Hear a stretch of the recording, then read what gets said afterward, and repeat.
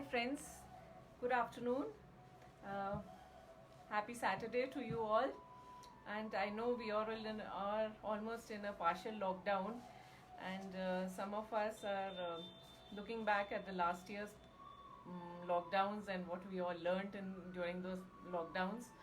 Uh, Anyways, a lot of us practiced, got into some new hobbies, unfound things that we thought we could never attempt. So, I think we should take this lockdown quite positively and make the most of it. So, we as dentists can, I think, educate you people on various aspects of dentistry, which we've been doing all these 3 months. I'm Dr. Ritu Ahel, and you're watching me live on my weekend webcast at my Facebook page, aheldentalclinic.Jammu. Um, all this, this is the third episode on accidental injuries to teeth. Um, First of all, we talked about those injuries which are very not well seen with the naked eye, and but we know that there has been an injury to the tooth. How do we take care of that? In the second series, we discussed on how to look after teeth which have been chipped, or what are the telltale signs, and what are the things we must look at for these minimally fractured teeth in front. Today we are going to talk about those teeth which have been knocked out of the tooth completely. So in dental terms we call it avulsion of tooth, but to put it simply, it's like the tooth just been knocked out of the mouth.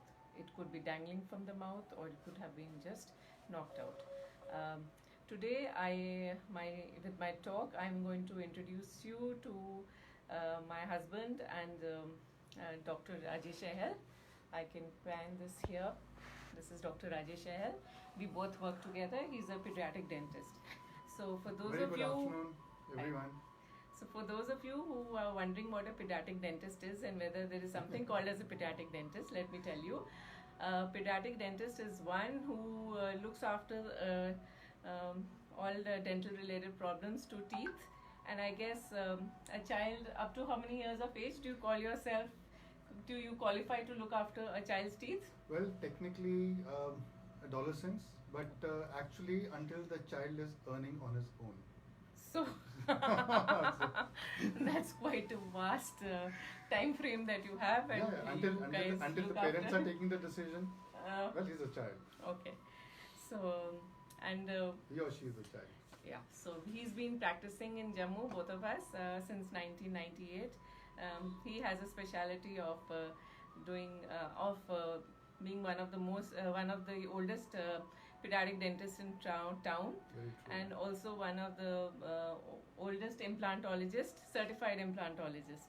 Okay, so that is for another thing. But today I'm going to be asking him questions, and he's going to answer. So I'm game. Come on. okay. So, Doc, is there any difference in injuries that happen in baby teeth and injuries that happen in adult teeth? See, the injuries that are happening in both the baby teeth and permanent teeth are almost the same. It is how we manage them that is different. Now, depending upon the clinical situation, right, we take a call. Most of the textbooks theoretically say that that the milk teeth, if they're injured badly, they need to be removed. But for my own child, remember, we both handled our own child who had a very bad trauma. All the front four teeth were dangling, and we placed them back, and his teeth were taken up. So the good thing is that in young permanent teeth as well as in milk teeth, the child is young and the healing power is great. So depending upon the clinical situation, we can save milk teeth. Okay. Also, All right. if it's happened with our kid, it can happen with others also. Okay. Thank you. My next question is, like, we look at three scenarios. Mhm. One is that we feel that there has been an injury to the tooth, Mhm. and the child has fallen, and the tooth has not come out of the mouth completely, Mhm. but it is dangling there in the mouth. True. So, in that case, in that scenario, what should be as bystanders, onlookers, what can we do about it before we bring him into the dentist? See, the first and most important is the golden hour. The child has to be brought back to us within the first 60 minutes. Second is, now if the tooth has fallen out, it should be taken care of in a different way. And if it, as she said, it's dangling, just don't do anything. Fine. take a wet cotton cloth or a wet cotton, just place it in the area where the tooth is dangling, ask the child to bite if he or she can, and ask the child to swallow the saliva. Now the issue is the dangling tooth can be swallowed by the child, it can go into the stomach, or it can go into the lungs also. So that's the reason why it should be left there. Do not fiddle with it. Bring the child to us, and we'll see how best we can manage the child for you. Okay. Thank you, doc. Second scenario. Mhm. If the tooth has gone into the gums. Okay. Or in our terms, what we say, it has intruded out. Yeah, Rather yeah, than yeah. coming out, it has gone into Yeah, the gums. the Then trauma what? has been such that the tooth has been pushed. Now see, if the milk tooth has been pushed, it's very close to the permanent tooth, so you might need to take X-ray and see where the position is. If the permanent tooth is pushed, then it's a different scenario. So again, we have to take X-rays and see. But generally, what happens, we need to record how the tooth is, see it clinically, and then once we've decided that how to proceed from there, generally most of the teeth tend to come out on their own in the next 2 to 3 weeks. So we have to keep the child under observation. And if the tooth is not coming out in next 2 to 3 weeks, then we have to do the honors to pull it out. Okay. Third scenario, doc. Mhm. The tooth is out of the mouth. Oh. Not. Now, see, as I recently said, the tooth can fall out. The tooth can fall out. Just follow 3 or 4 basic things. First and foremost, collect the tooth or its fragments and keep it in a cold water. Fine. Immediately.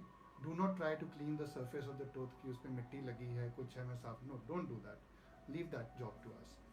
Second, if you don't get milk, then what? If you don't get cold water, cold milk is the next option. Third, some of us use these solutions for the contact lenses. Now it has to be isotonic eye contact solution. Isotonic. Fine. Keep the tooth in that so nothing will happen, and we'll do our best so that the tooth can be placed back and can be taken up by the body. Second is Can I add to that, doc? See, if there's nothing around, no water, no milk, no isotonic solution, we can just ask the person to throw out some saliva, collect that saliva in a water bottle or a Exactly. jug or a disposable glass, or even in and a, put the tooth in that. or even in a small disposable this thing, and keep the tooth in that. Yeah. And bring the patient and the teeth to us as soon as possible. If possible, less than the golden hour. Then in the golden hour. Apart from that, the importance of the golden hour is very important, and we can do lots. And I have really been stressing about the golden hour in my previous videos also. Very true. So please remember, have emergency numbers stored on your mobiles as you have for the medical side. Have a dental emergency number stored in your mobile, and that is really, really helpful for the long-term prognosis of the tooth, Our the outcome emergency of the numbers tooth. are 019124359959 or 70064336668. So this is one emergency number you must always keep. Thank you, doc. I think we can show them some cases. One case, we have a little time. Yeah. I can show you one case that we have done to let people think, know what we are talking about. Okay. Yeah. So this is one case. I can say it's a combination case in which you can see one tooth is missing. Here, one tooth is missing, and one tooth is not yet dangling out of the mouth. So it is loose in the mouth. So it's a combination thing of two things.